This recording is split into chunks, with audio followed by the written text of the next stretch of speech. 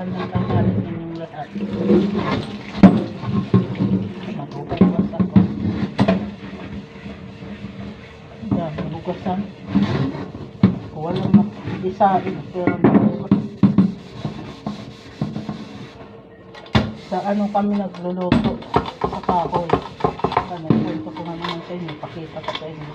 Ay, hindi naman kami nabili ng gas-gas. Napakamahal. Ibibili ko na. Sayang. Kasi ang sakong bigas eh. Kunti na lang idadagdag. Makabili ka na kalahating sakong.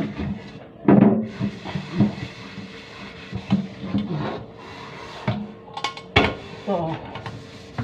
Kaya ang kawali ko nililinis ko maigi. Yung mauli para di na uuling. Hindi ano. Hindi maitim. Kaya kahit sa ano kami nagluluto. At sa kahoy. Mapuputi lang ang mga kawali namin para di kami nagluluto sa gas. Na ano po. Ang pag nalaman ko ang sabon pala, yung sabon pala ito nga kulay blue, maganda pantala sa uling.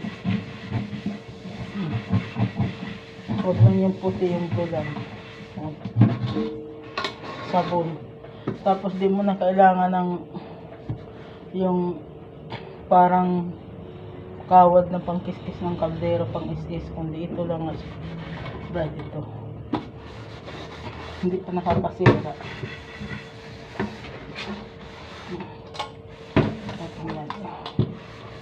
Ang puti ng kawali ko.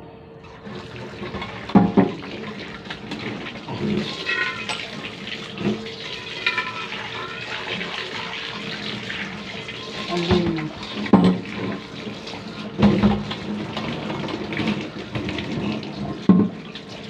Ayaw kasi ng maitim eh.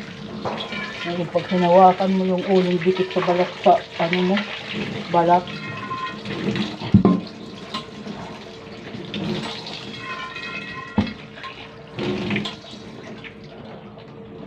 Hindi, malinis na yun. Di, isasabit ko na. Tingnan mo. Di, para din ako sana hawakan ko.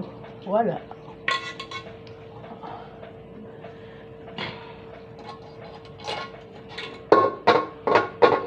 Salamat po sa pagsusubscribe ninyo. Sana ho mag-subscribe kayo at saka mag-like kayo sa mga post ko at mag-comment naman kayo. At i-follow nyo ako sa aking Facebook account, Leticia Panida.